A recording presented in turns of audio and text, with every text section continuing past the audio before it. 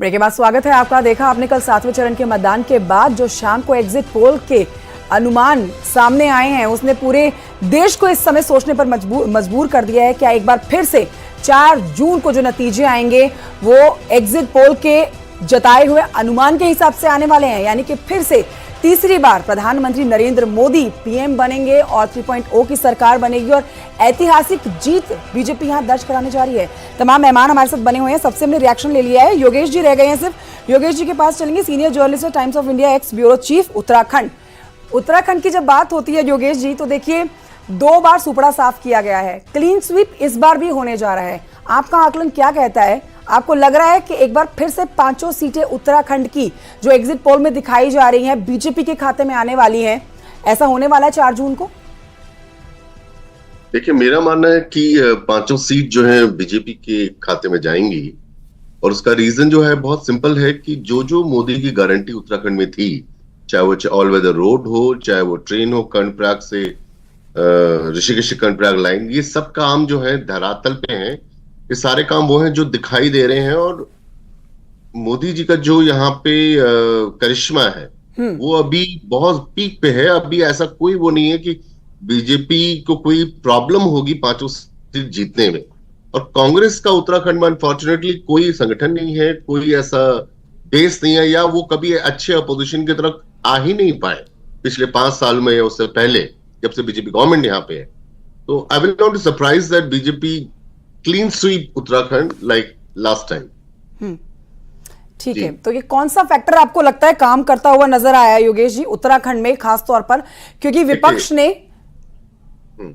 देखिए, जो मेरा अपना आकलन, ना सिर्फ Uttarakhand but I would include Uttar Pradesh and other state also, जो अपोजिशन है इंडिया गठबंधन जो है, इसकी जो टाइमिंग थी प्रिपरेशन की, प्लस जो इनका पूरा बैंडविड्थ था, वो कहीं भी मैच नहीं करता था बीजेपी के मसल पावर, बीजेपी के अपने मैनेजमेंट पे, जिसकी वजह से वो कभी अपोजिशन का रियल जो नैरेटिव है उसे वो बिल्ड ही नहीं कर पाए।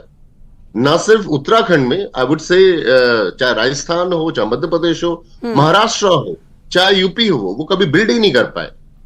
भीड़ जुटाना फॉर लास्ट मोमेंट कैंपेनिंग एक अलग एस्पेक्ट होता है, लेकिन एक नैरेटिव सेट करना जिसमें आप एक अपनी बड़ी बात कह रहे हैं और अपोजिशन का रोल निभा रहे हैं over a period of long time, वो चाहे 6 महीना हो, 1 साल हो, चाहे 2 साल हो, वो चीज की टाइमिंग इंडिया गठबंधन नहीं है, जिसका खामियाजा उन्हें यूपी में भी होगा, महाराष्ट्र में भी होगा, राजस्थान में भी होगा, उत्तराखंड में तो खैर दिख ही रहा है। Everybody is waiting for results.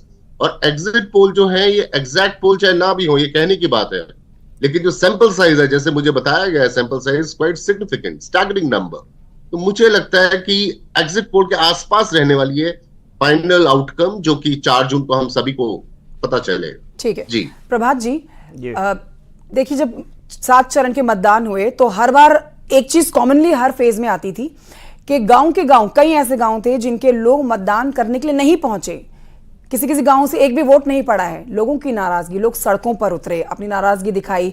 पानी की व्यवस्था नहीं थी, सड़कों की व्यवस्था नहीं थी, यातायात की नहीं थी, मतलब जो वादे उनसे पिछली बार किए गए, उनका यह कहना था कि वो वादे पूरे नहीं किए गए हैं, तो इसलिए हम मतदान का बहिष्कार करते हैं।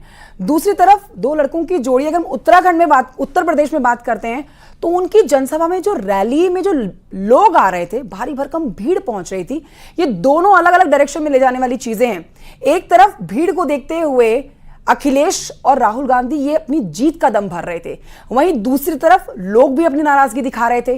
लेकिन अब जो एग्जिट पोल, अगर ये एग्जैक्ट पोल बन जाता है, जैसे कि योगेश जी भी कह रहे हैं, तो हैरान करने वाले नतीजे ये हो जाएंगे 2 लड़कों की जोड़ी के लिए उत्तर प्रदेश में। देखिए कंचन जी, जब 2 लड़कों की जोड़ी की बात करते हैं तो मैं मानता हूं कि ये गठबंधन बहुत ही ऐसे मोड़ पे किया गया, माइनॉरिटी वोट को ये ना लगे कि जैसे मुट्ठी बंद है कि ये मुट्ठी खुल गई तो समाजवादी पार्टी का माइनॉरिटी वोट कहीं कांग्रेस में तो नहीं चला गया। ये एक बेमेल गठबंधन था। ये पहले भी प्रयोग विधानसभा चुनाव में हुआ। लेकिन जो ये आप भीड़ की बात कर रही हैं कि लोग उत्साह में, भीड़ दिखाई दे रही है, नाराजगी दिखाई दे रही है, ये सिर्फ दिखाई दे रही थी और मीडिया ने भी इसको बड़ा प्रचारित किया कि इंडिया गठबंधन बड़ा मजबूत है उत्तर प्रदेश के अंदर और भारी सीटें लेके आ रहा है। अभी जैसे कि ब्रजेश जी ने कहा, मैं बिल्कुल उनकी बात से सहमत हूं कि मायावती को लोग अंडरएस्टिमेट कर रहे हैं। पहले 13% वोट मायावती जब लेके आई थी 2019 में और 10 सीटें लेके आई थी, मेजर नुकसान 10 सीट का मायावती को हो रहा है और मायावती 9% वोट पे दिखाई दे रही है। उसका जो अपना कैडर वोट है वो वापस हुआ है, वो भारतीय जनता पार्टी से वापस हुआ है, वो भारतीय जनता पार्टी से पूरा का पूरा वापस नहीं हुआ है। अगर दलित वोट पूरा मायावती भाजपा से चला जाता, समाजवादी पार्टी में चला जाता, तो एक तस्वीर कुछ दूसरी होती। भारतीय जनता पार्टी उस वोट को बचाने में कामयाब हुई और जो छोटे छोटे जो जातियों के वोट थे, जैसे कि उन्होंने राजभर से अपना एक वो किया, निषाद से, सोनेलाल पटेल से, इधर आरएलडी बहुत बड़ा फ्रैक्चर हुआ। जिस तरीके से अजीत सिंह के बेटे जयंत उनके साथ आए और दोनों सीटें वो जीतते नजर आ रहे हैं, तो भारत और जाट समुदाय में जो नाराजगी थी वो सारी नाराजगी दूर की। और सबसे बड़ी चीज मैं कहूंगा कंचन जी कि जो चीज दिखाई दे रही थी, जो मीडिया दिखा रहा था कि भारतीय जनता पार्टी की बहुत खराब स्थिति है, तो मैं ये कहूंगा कि इंडिया गठबंधन में अखिलेश यादव का जो एक परसेप्शन था, जो एक जिस तरीके से कहते हैं कि ये गुंडों की पार्टी है, वो परसेप्शन अपना नहीं बदल पाए। भारतीय जनता पार्टी को जो सबसे बड़ा लाभ मुझे दिखाई दे रहा है उत्तर प्रदेश में, वो कानून व्यवस्था, योगी आदित्यनाथ की गुड गवर्नेंस और सबसे बड़ी चीज मॉनिटरिंग। देखिए, केंद्रीय योजनाएं अगर धरातल पर उतरती हैं तो आपने देखा होगा, पहले ये चर्चा चल रही थी कि बहुत से सांसदों का टिकट काटा जाएगा, लेकिन भारतीय जनता पार्टी ने उन सभी सांसदों को रिपीट किया। कितना बड़ा एक रिस्क लिया, जिसे कहते हैं पॉलिटिकल रिस्क लिया। और अगर ये सीटें वापस आ रही हैं तो कहीं ना कहीं मोदी सरकार और मोदी जी का विश्वास और योगी आदित्यनाथ की गुड गवर्नेंस और योगी आदित्यनाथ की कानून व्यवस्था और जनता में एक सबसे बड़ा विश्वास, विपक्ष विश्वास बनाने में नाकामयाब साबित हुआ। अगर ये एग्जिट पोल अगर ये सही हो जाते हैं तो निश्चित तौर पे तस्वीर ये बता सकती है कि तीसरा टर्म्स अगर कोई प्राप्त कर रहा है तो 2022 की स्थिति जो योगी आदित्यनाथ की थी कि उन्होंने सरकार उत्तर प्रदेश में रिपीट की, 30 साल बाद उन्होंने रिपीट की, तो दलित मतदाता या और भी कास्ट का जो जातिगत जो आंकड़े थे वो भारतीय जनता पार्टी ने ठीक किए और अपनी सीटें बचाने में कामयाब हुई, गुड गवर्नेंस के कारण और कानून व्यवस्था के कारण। बिल्कुल, तो ये एक बड़ा फैक्टर मतलब कहा जा सकता है कि उत्तर प्रदेश में जो बम्पर सीटें आ रही हैं बीजेपी की झोली में, वो गुड गवर्नेंस, अच्छा काम और जन जन तक सुविधाएं पहुंचाना योगी सरकार की, ये एक बड़ा फायदा बीजेपी को पहुंचा रही है। पुष्पेंद्र जी, लेकिन हम ये नहीं कह रहे हैं कि हमने मायावती को कहीं से भी साइडलाइन किया है। मायावती हमेशा लाइमलाइट में रही है और इस बार भी अगर ये जो एग्जिट पोल के नतीजे आए हैं, ये एग्जैक्ट पोल बन जाता है, अगर 4 जून को यही नतीजे आते हैं तो मायावती यहां पर जो बी टीम होने की बात बीजेपी की कही जाती है वो शायद सत्य साबित हो जाएगी। क्योंकि देखिए, इतनी सीटें और मायावती का हर एक सीट पर अपने कैंडिडेट को उतारना, ये फायदे का सौदा साबित होगा एनडीए गठबंधन के लिए। पुष्पेंद्र जी,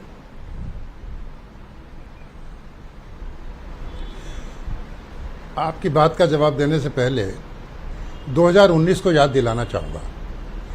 जब 2019 का चुनाव शुरू हुआ था और बसपा, लोकदल और सपा साथ आए थे, तो ये लगा था कि विपक्ष की सुनामी आ जाएगी और भारतीय जनता पार्टी साफ हो जाएगी, लेकिन ऐसा हुआ नहीं था। उसमें अगर किसी को लाभ हुआ था तो बहुजन समाज पार्टी को हुआ था, जो 0 से 10 पर पहुंच गई थी। इस बार की बात करें तो लगता है वो वापस इतिहास वहीं जा रहा है और शायद बहुजन समाज पार्टी 0 की ओर जाती दिखाई दे रही है। जहां तक उसके वोटों की बात है तो मैं अपने साथियों से बहुत सहमत नहीं हूं। उनका वोट प्रतिशत लगातार गिरा है, उनका कोई नैरेटिव सेट नहीं हो पाया।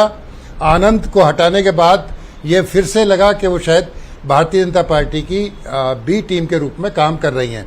हालांकि कुछ एक्सेप्शंस इस बार हैं।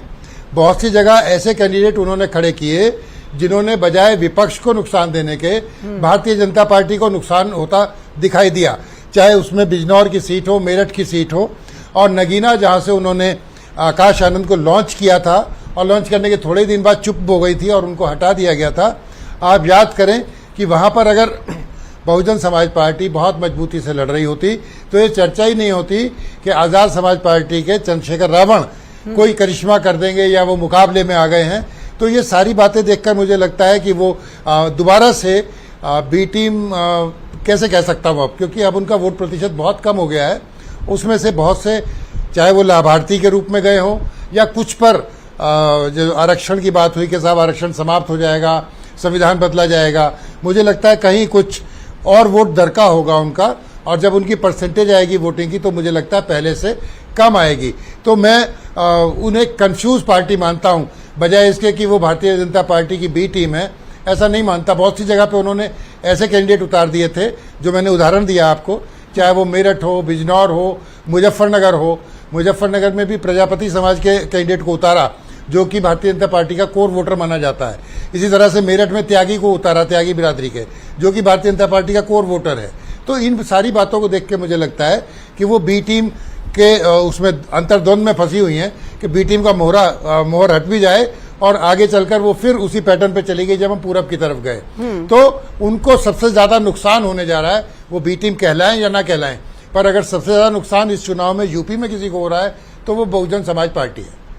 तो सबसे ज्यादा नुकसान बहुजन समाज पार्टी को हो रहा है उत्तर प्रदेश में 2024 के लोकसभा चुनाव में।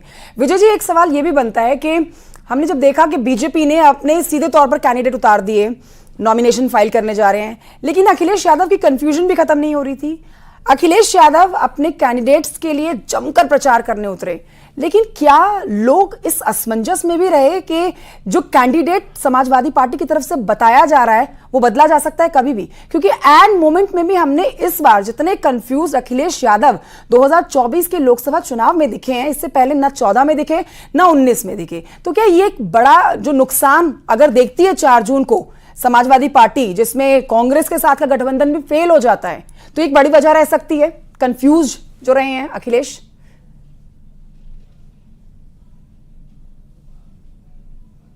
अखिलेश यादव ने और मायावती ने दोनों की निगाहें 2027 के विधानसभा चुनाव पे भी थी। 24 का चुनाव लड़ रहे थे और 2027 के विधानसभा चुनाव पे इनकी निगाहें थी।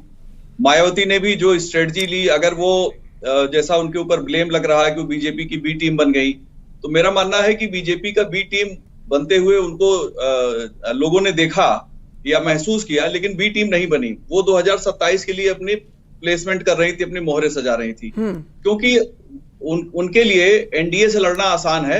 अगर इंडिया गठबंधन उत्तर प्रदेश में मजबूत हो जाएगा तो बसपा के लिए ज्यादा नुकसान होगा और 27 में उनकी लड़ाई बहुत कमजोर हो जाएगी।